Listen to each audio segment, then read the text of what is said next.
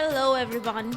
Welcome to Is Pharmacology Difficult podcast, and today we are going to do the next part of the sympathetic nervous system.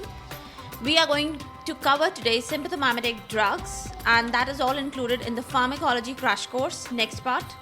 So without any delay, let's get started.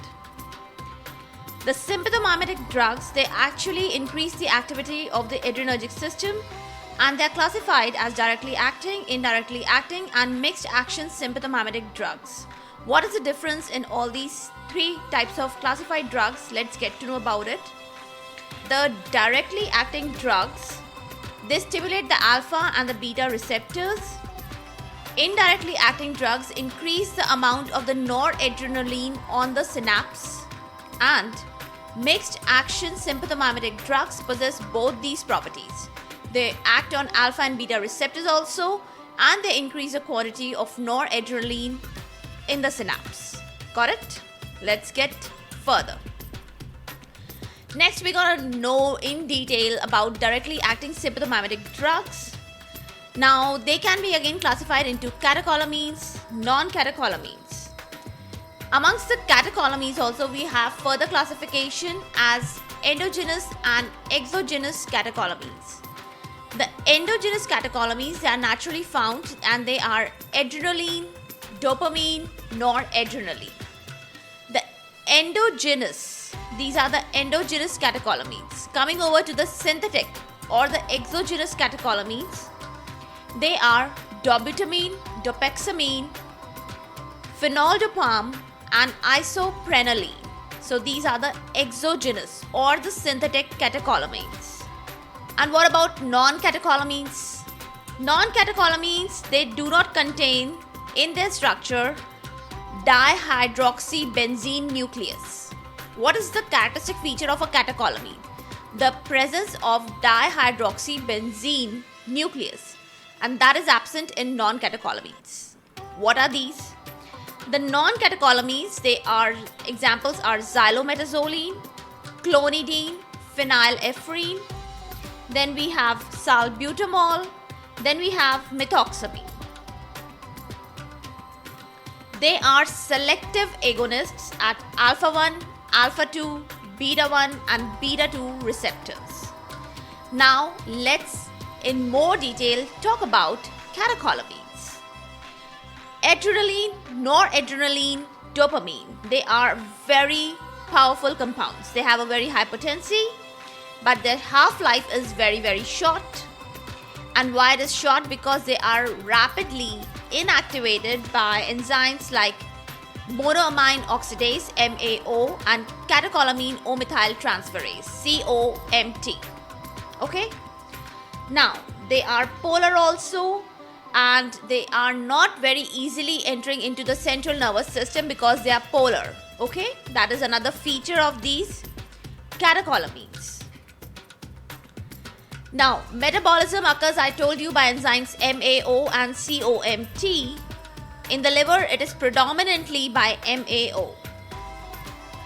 And because of their very short half-life and such kind of metabolism, their oral use is not preferred. They are not used orally. Okay? Now, adrenaline acts on what kind of receptors? Let's get to know about it. Alpha-1, alpha-2, beta-1 and beta-2 receptors. And noradrenaline does not have the similar kind of an activity. It has very poor beta-2 activity. So what are the receptors on which the noradrenaline mainly acts? Alpha-1, alpha-2 and beta-1. What about isoprenaline? Isoprenaline has very little alpha activity. It mainly acts upon beta-1 and beta-2 receptors. Now, there is a variety and varied effect on the heart rate and the blood pressure of all these drugs. Let's get to know about it. It's very interesting also, and very informative and very important also. Now, two kinds of blood pressure are systolic blood pressure and diastolic blood pressure. Let's get to know the effects of all these drugs on these two kinds of blood pressures. Systolic blood pressure is, how do we know about systolic blood pressure? It is determined by the cardiac output, and diastolic blood pressure is dependent upon the state of the blood vessels. So, beta 1 action determines the systolic blood pressure, and the state of the blood vessels determines the diastolic blood pressure. If there is an excitement or stimulation of the alpha 1 receptors, it increases the diastolic blood pressure. Why? Because there is a vasoconstriction. If there is excitation or stimulation of the beta 2 receptors, that results in reduction of the diastolic blood pressure, and that is because of the result of the vasodilatation. That is very simple, nothing very complicated about these explanations. Let's get to know more.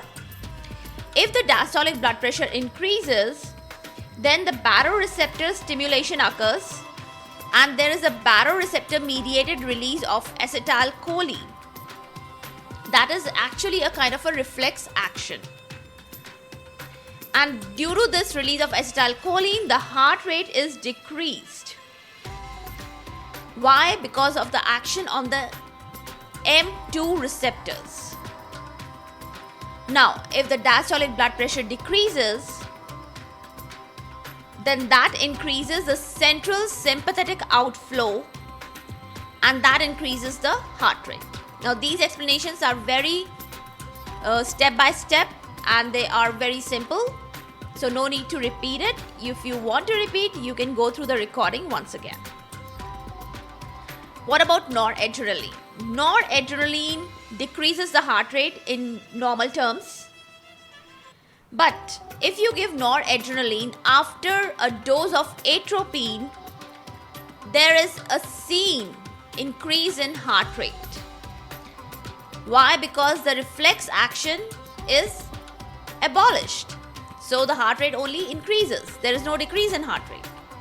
That is very interesting, right? Let's get to know further. Now, have you heard about anaphylactic shock? Well, that is a very famous thing, and adrenaline is the drug of choice for anaphylactic shock. How do we give it? 0.5 ml of 1:1000 solution concentration. That is, what is the concentration? 0.5 milligram. That is given intramuscularly or subcutaneously injection. Intramuscular route is preferred on the lateral thigh, because if you prefer the subcutaneous route, there is a lot of variability in the results. So better go for intramuscular route. Now, why we avoid the intravenous route? Because it is generally avoided, but if the concentration is very low of adrenaline, say about 1:10,000, then you can opt for intravenous route. Only in that case. In no other case will you go for intravenous route. Now, adrenaline also is used to prolong the duration of action and decrease the systemic toxicity of local anesthetic agents. So it is given along with the local anesthetic agents. Now, if the patient is suffering from cardiac arrest, then adrenaline is preferred drug, and the preferred route is intravenous, and that is followed by the another routes like intraosseous and endotracheal. What about dopamine? This is all about adrenaline. Let's go to another drug, dopamine. Dopamine is the drug of choice for cardiogenic shock. And cardiogenic shock, especially when it is associated with oliguria, renal failure. How does it act? At a dose of 1 to 2 microgram per kg, it acts on the D1 receptors. At a dose of 2 to 10 microgram per kg, it acts on the beta 1 receptors. And at a higher dose, that is more than 10 microgram per kg, it acts on the alpha 1 receptors. So it has a dose dependent action. Dopamine always shows a dose dependent action. Mark my words. When it acts on the D1 receptors, it causes renal vasodilatation, it maintains the renal perfusion and the glomerular filtration rate. Other inotropic agents are noradrenaline. They cause renal vasoconstriction, and that results in worsening of the renal failure. So never use them. What about another drug? Ibopamine. Ibopamine has similar properties as dopamine, nothing much special to comment about it.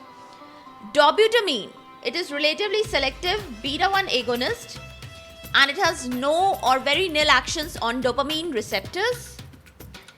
What is the function or what is the use? It increases the cardiac output and very little action is there on the heart rate. What about dopexamine? Dopexamine combines beta-2 and D1 agonistic activity, and there is also another noradrenaline reuptake inhibitory action of dopexamine. I repeat, it has an agonistic activity on beta-2 and D1 receptors and also shows noradrenaline reuptake inhibitory action. Okay? Next drug, phenoldiprem. Phenoldiprem is a D1 agonist. It is very, very useful in hypertensive emergencies. Now let's talk about non-catecholamines. First of all, I'll come to alpha-1 agonists. These drugs, they are used as nasal decongestants. The drugs are nefazoline, oxymetazoline, xylometazoline. Now, once the effect goes down, then after congestion is seen. If you use these drugs for a very long duration of time, they can result in side effects like atrophic rhinitis, and that is also known as rhinitis medicamentosa. What about phenylephrine? Phenylephrine is basically a mydriatic agent. It increases the pupil size. And it does not cause cycloplegia. These are the characteristic features of phenylephrine. Another drugs like methoxamine, mephenteramine, they increase the blood pressure, especially when a patient is suffering from hypotension. Another drug, midodrine, is basically a prodrug and its active metabolite is desglycomidodrine. And the active metabolite, that is desglycomidodrine, it is used in the treatment of orthostatic hypotension. It also increases the blood pressure. One more drug I want to talk about, phenylpropenelamine. It was used previously, now it has found to be associated with hemorrhagic stroke and it is banned. Now, alpha-2 agonists, next is what I'm going to talk about. Alpha-2 agonist drugs are clonidine and methyl-dopa. Methyl-dopa is a prodrug and they can be used for the treatment of hypertension. Increased blood pressure. So, their function is to decrease the blood pressure. Clonidine has other multi-uses also, which I want to talk about, or I'll just comment in brief. It controls diarrhea in diabetic patients, and also it controls diarrhea in autonomic neuropathy. It is used in the prophylaxis of migraine. It is used in the management of the withdrawal symptoms, especially of opioids, alcohol, and nicotine. It can cause relief in pain if it is given epidurally in combination with opioids. It is also used as a monotherapy for the treatment of ADHD, capital ADHD. It can be used as add-on drug also for the treatment of capital ADHD. And another use is Tourette syndrome. It is used in the therapy of Tourette syndrome. Another drugs, apraclonidine, brimonidine, they are selective alpha-2 agonists and they are applied topically for the treatment of glaucoma. Another drug, dexmedetomidine, it is a central alpha-2 agonist. It is used in pre-anesthetic medication. It can also be used to sedate the patients who are intubated initially, and also to sedate the patients who are mechanically ventilated in the ICU. Another drug, lofexidine. Lofexidine is a new alpha-2 agonist. It is recently approved to decrease the opioid withdrawal symptoms. Another drugs, guanfacine, and guanabins. They are also alpha-2 agonists, and they are similar to clonidine, but they are very rarely used now. Another drug, tizanidine. Tizanidine is used as a muscle relaxant. This is all about alpha-2 agonists. Let's talk about beta-1 agonist. Beta-1 agonist, pranalterol. Pranalterol is the only beta-1 agonist that is non-catecholamine. It is beta-1 selective agent, and it can be used for the prompt reversal of the beta blockage. That's all in beta-1 agonist. Let's move quickly over to beta-2 agonists. Salbutamol, that is also known as albuterol, livalbuterol, bitalterol, phenoterol,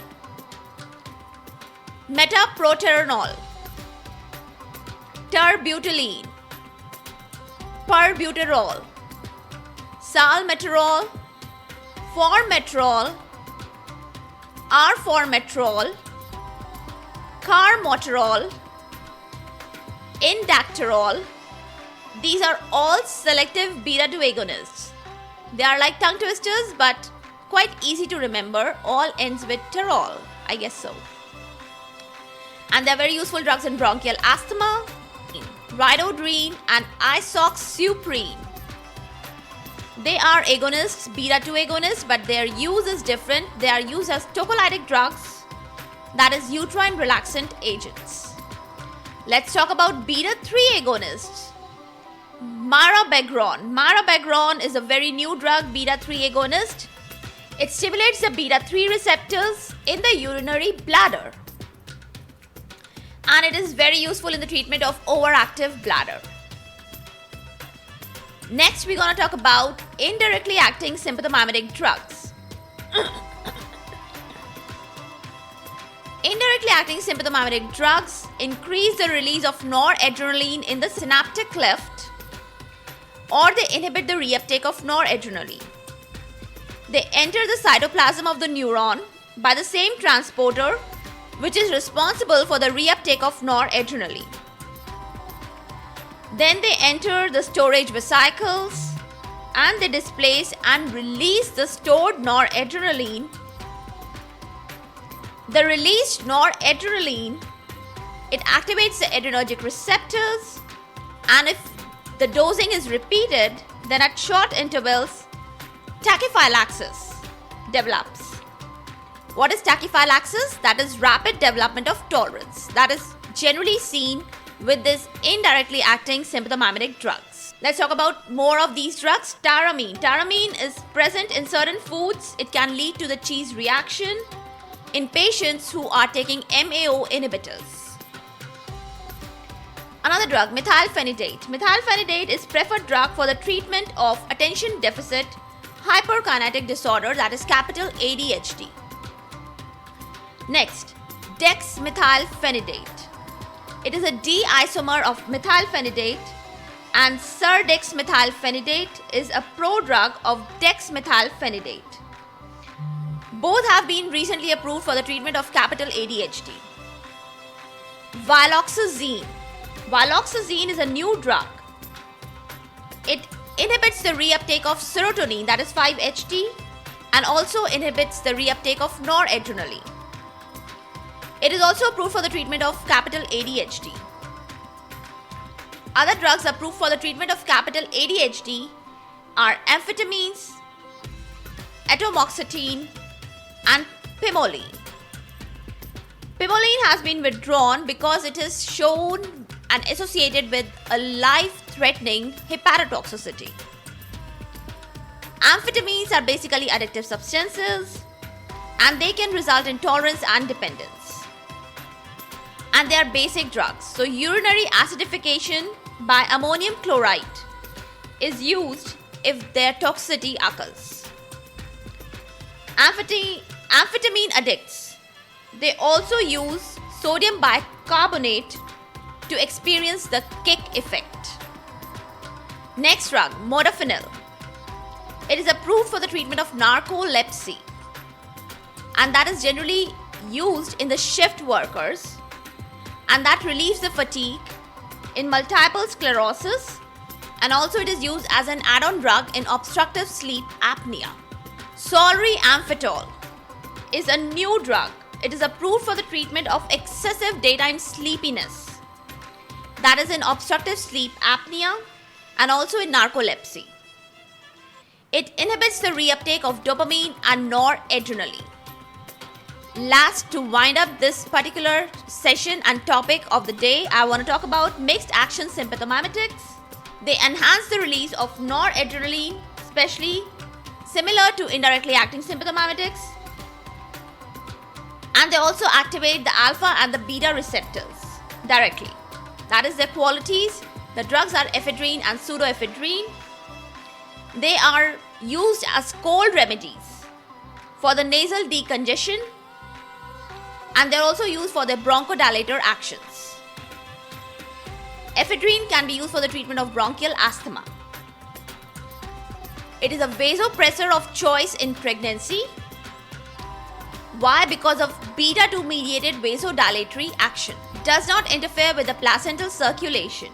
Other drugs like methoxamine, mifenteramine, and selective alpha-1 agonist actually interfere with the placental circulation, and they can compromise the fetal circulation, so we use vasopressor of choice as ephedrine and not any other drug.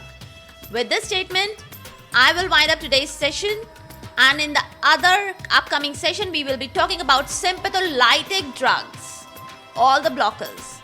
So till then, thank you, take care, bye-bye.